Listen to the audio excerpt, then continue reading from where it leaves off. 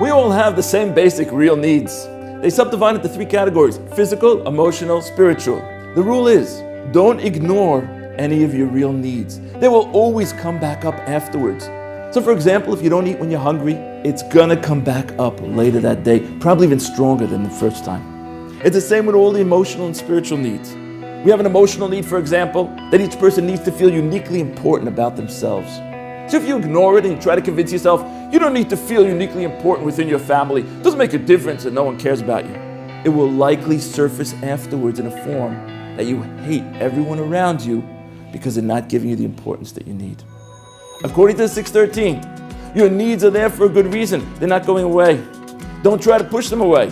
Remember, if you try to push them away, they're going to push back even harder.